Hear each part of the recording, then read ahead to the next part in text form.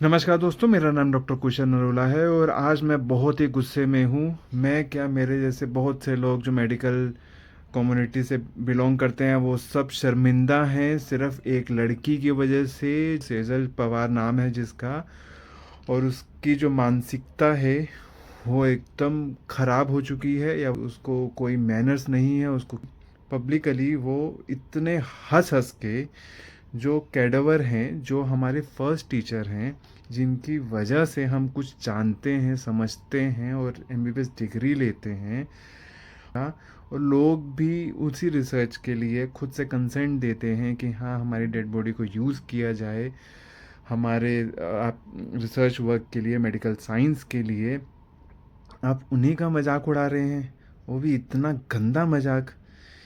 ये कैसे मानसिकता के लोग हैं, मेरे को समझ नहीं आ रहा। मैं बस, और मैं आपको एक बात और बता दूं कि कैडावरिक जो हम ह्यूमन बॉडी जो डोनेट की जाती है उसको हम कैडावर बोलते हैं, और इसको यूज़ करने से पहले, इसको डाइसेक्ट करने से पहले हम शपथ लेते हैं। उस शपथ में ये सब कहा जाता है कि हम इस डेड बॉडी का रिस्पेक्ट करेंगे, डिग्निटी मेंटेन करेंगे, कॉन्फिडेंशली मेंटेन करेंगे, प्रोफेशनलिज्म मेंटेन करेंगे, और कोई भी इनडिसेंट एक्ट नहीं करेंगे जिससे उस डेड बॉडी को या उस डेड बॉडी को डोनेट करने वाली फैमिली को हर्ट हो।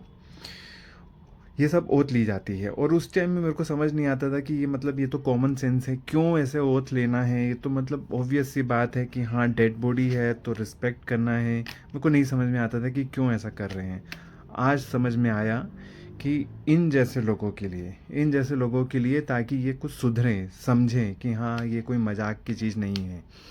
ठीक है आप, और मैं आपको और भी बता दूं कि सेक्शंस हैं कुछ, जैसे 297 आईपीसी सेक्शन है जो इसी को ही प्रिवेंट करता है कि डेड बॉडी को हम के साथ हम डिग्निटी मेंटेन करके रखें।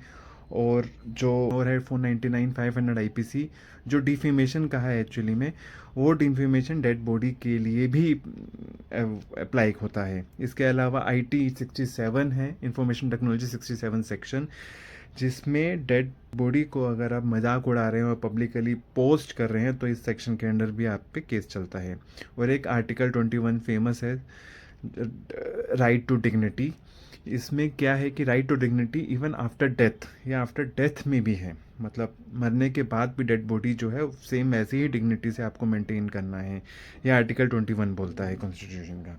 और बाकी ये तो लॉस हैं, इंडियन लॉस के अकॉर्डिंग इस पे केस चलना चाहिए, उसको कड़ी से कड़ी सज़ा होनी चाहिए, ताकि इस जैसे मानसिकता वाले लोग एमबीबीएस ना कर पाएँ। और सोचिए, आप सोचिए, अगर इस तरह का माइंडसेट, अगर ये एमबीबीएस करके डॉक्टर बनेगी या गायनेकोलॉजिस्ट बनेगी या सर्जन बनेगी, या गरीबों का इलाज गवर्नमेंट प्लेस में अगर गरीब लोगों का इलाज करेगी, तो वो क्या मजाक उड़ाएगी। मतलब हमारे एनएमसी है, नेशनल मेडिकल कमीशन, ये ऐसा मेडिकल एथिक्स को अगेंस्ट कुछ ना बोले तो ये भी एक्शन लेंगे। और अभी उसके एम कॉलेज वालों ने भी उसको फोर्स लीव किया है, ये भी प्रोटोकॉल का ही पार्ट है। उसमें सस्पेंशन है, फोर्स लीव है, और प्रोफेशनल मिसकंडक्ट प्रोसीडिंग होती है जो चल रही है। तो मेरी गुजारिश है गवर्नमेंट से, कॉलेज से, स्टेट से, कि इस तरह के लोगों को सबक सिखाएं कि आज क्या जो भी उस बातों में खी करके दांत दिखा रहे हैं उन सबको सज़ा मिलनी चाहिए। और अभी सोशल मीडिया में ऐसे पता चला है कि उसने एक एसटी कैटेगरी से की सीट उठाई है, उसकी भी जांच होनी चाहिए। मुझे लगता है कि वो एसटी नहीं होगी और उसने एसटी का फेक सर्टिफिकेट बनाया होगा, और उस फेक सर्टिफिकेट से वो सीट लिया है उसने।